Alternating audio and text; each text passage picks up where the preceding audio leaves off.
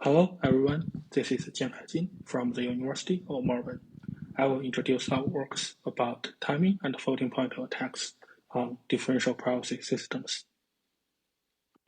First, I want to introduce the contributors of this study, that are Eleanor, Ben, Olga, and me. We have two main contributions. The first contribution is floating point attacks on differential privacy systems that are based on continuous Gaussian. The second contribution is timing attacks on differential privacy systems that are based on discrete Laplace or discrete Gaussian. We showed that our attacks work against two open source libraries. The first one is Opcus or PyTorch. The second one is the Google Differential Privacy Library. There are many cases of unexpected privacy leakage in the process of data analysis, and some of those leakages could be very sensitive. For example, if the data of this patient is used to train a machine learning model diagnosing diabetes, and we get this information by conducting membership inference attacks on this model, then we know that this patient possibly has diabetes, and this is a strong violation of this patient's privacy. Researchers have proposed differential privacy as a countermeasure against privacy leakage in the process of data analysis. Differential privacy means that for neighboring datasets D and D prime, which differ in a single record, any subset outputs are possible for both D and D prime with non-zero probability. This property is formally defined in this formula, where epsilon measures the probability that the output is from D or D prime, which can be taken as a measure for privacy loss, and delta is the probability that differential privacy does not hold. In our attack, we intend to break this theoretically quantified privacy loss while invalidating delta. And in our study, a successful attack means one can distinguish whether an output Y comes from D or D prime.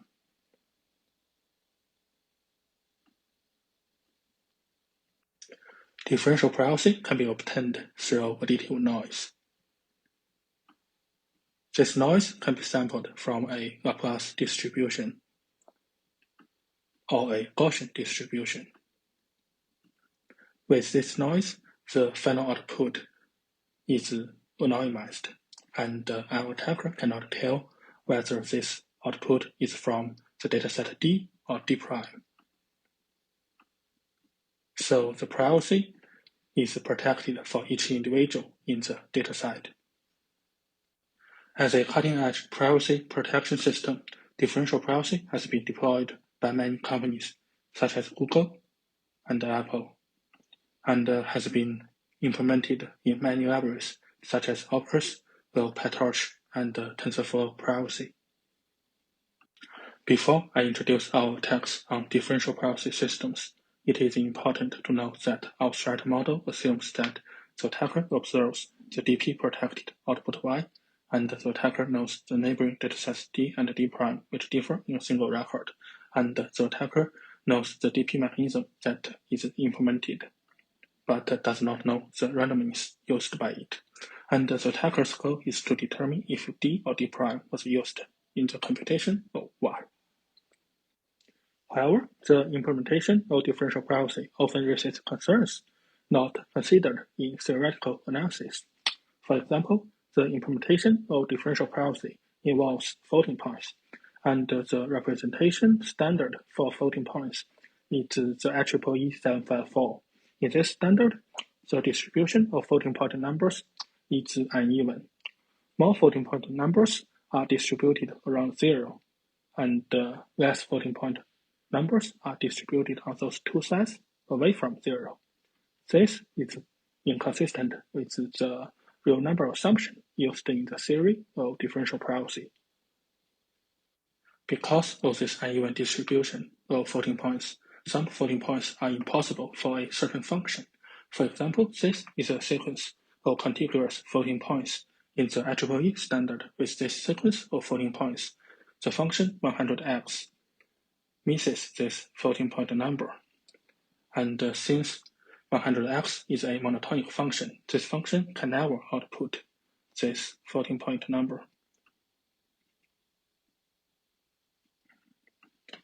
Based on this observation, Milano conducted attacks on the Laplace mechanism, and we take a step further, conduct attacks on the Gaussian mechanism, which is more complicated.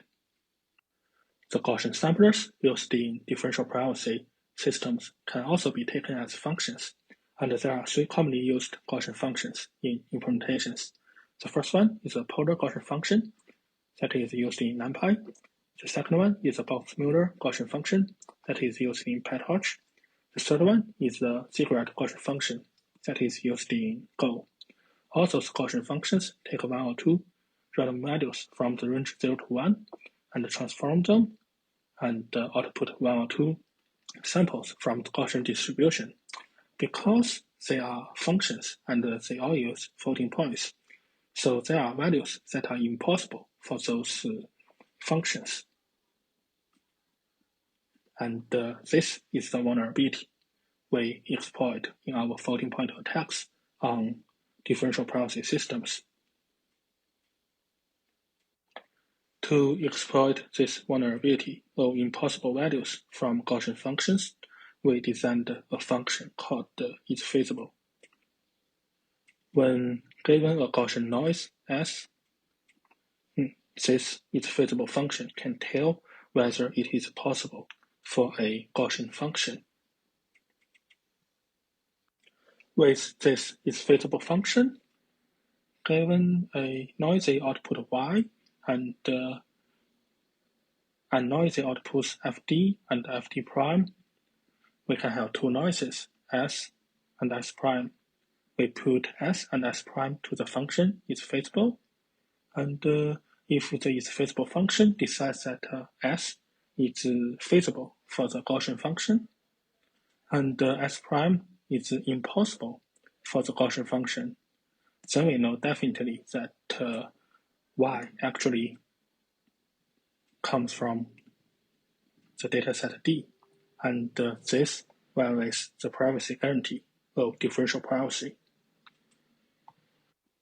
We conduct our floating point attack on a DP query that counts the number of people with credits bigger than 16,000, and this DP query is protected with a Gaussian noise sampled with the Discrete Gaussian function or the polar Gaussian function or the Box-Muller Gaussian function. In this attack, we try to guess if a person with 18,000 credits is in the dataset. That is, D contains this person and D prime does not contain this person, and we try to distinguish D and D prime. The baseline success rate should be 50% for random guess, but our success rate is around 90%. So our success rate indicates that we have totally broken the privacy guarantee of differential privacy. The Gaussian mechanism, that is the additive Gaussian noise, is used in training deep neural networks where differentially private stochastic gradient descent. Therefore, we can use our floating point attack to determine if the training data includes a particular record or not. Again, in our attack, the dataset D contains this record, and the dataset D prime does not contain this record. And the baseline success rate for this attack should be 50% for random guess, but our success rate can be up to 90%. And this means that our attack successfully breaks the privacy guarantee of DP-SGD.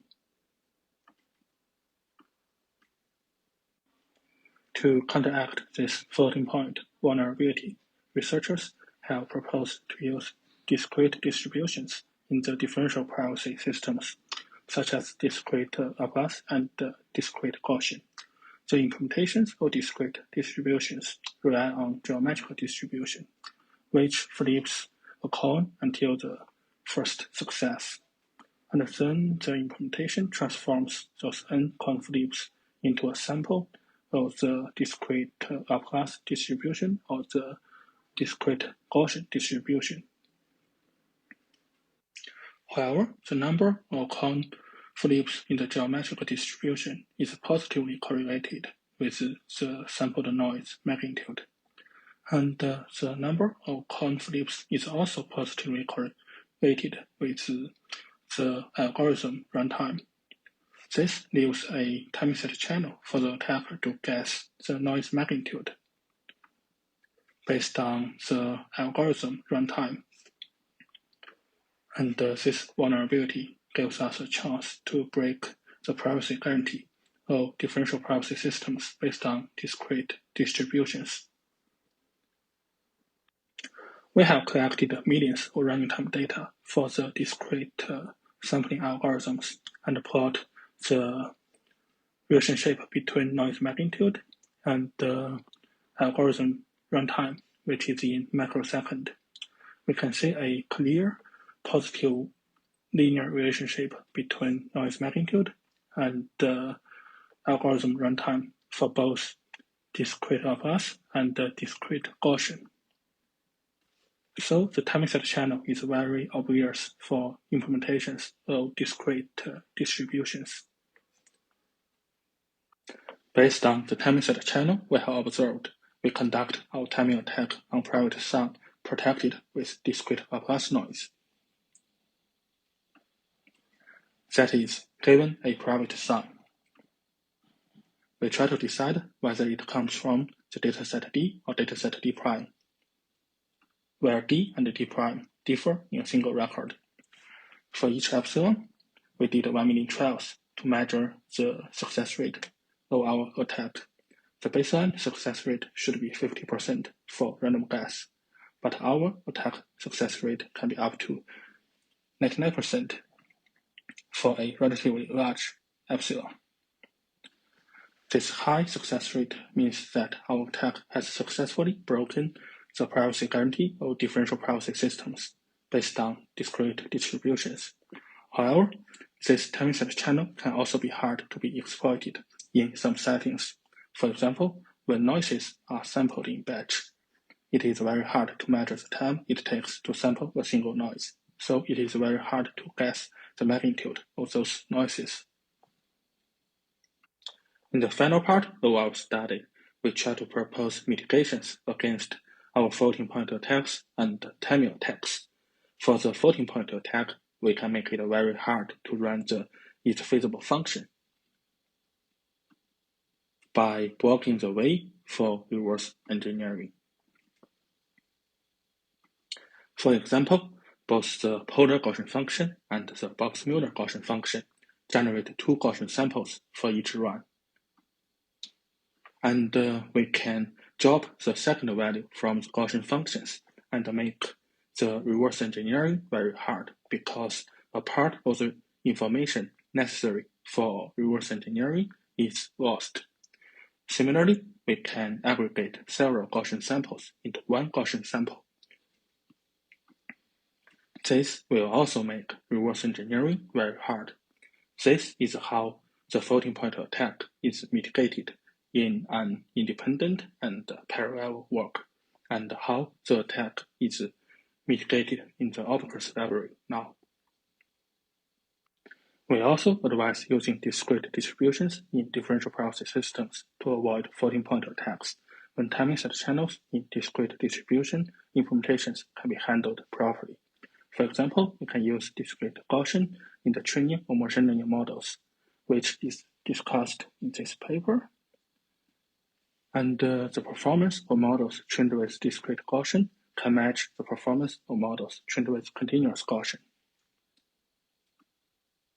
In this setting, exploiting timing set channel is very difficult because noises are sampled in batch, so it is very hard to measure the time it takes to sample a single noise. To mitigate timing attacks in discrete distributions, we can use constant time implementations. That is, we can run the algorithm until some maximum time and capture failure in delta when the runtime is too long that cannot be stood. And we can also generate and buffer k samples offline, so there is no timing set channel to be observed. In conclusion, we conduct floating-point attacks on differential privacy systems based on continuous Gaussian, and we conduct timing attacks on differential privacy systems based on discrete us or discrete Gaussian. For all those attacks, we have gained very high attack success rates and invalidate the privacy guarantees of differential privacy systems. In the end, I want to thank my colleagues and supervisors, Eleanor, Ben, Olga. This is a joint work by all four of us. And yeah, thank you for your time.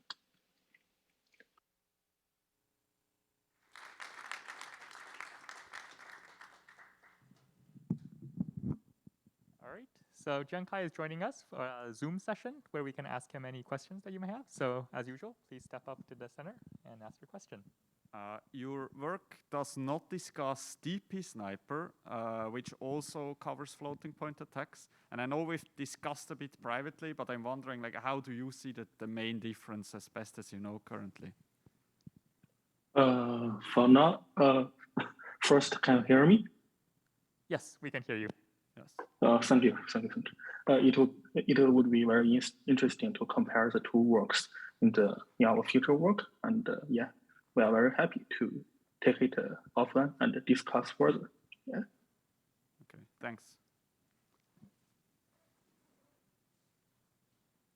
Thanks. Could you comment a little bit on any overhead that you may have when applying your mitigations for the timing channel attacks? Because you said you wanted to pad the running time to essentially the worst case in some sense. Yeah, for the overhead, actually, we just measure the runtime of the algorithm on the same machine. Yeah, so yeah, we admit that there will be, if there is a large overhead where in network, our attack will not be that successful. But in our threat model, we just assume that an attacker can observe the time it takes to sample a noise on the machine. Are there other questions? Fine. Great, and if not, let's thank the speaker again, and also thank all the other speakers within the session.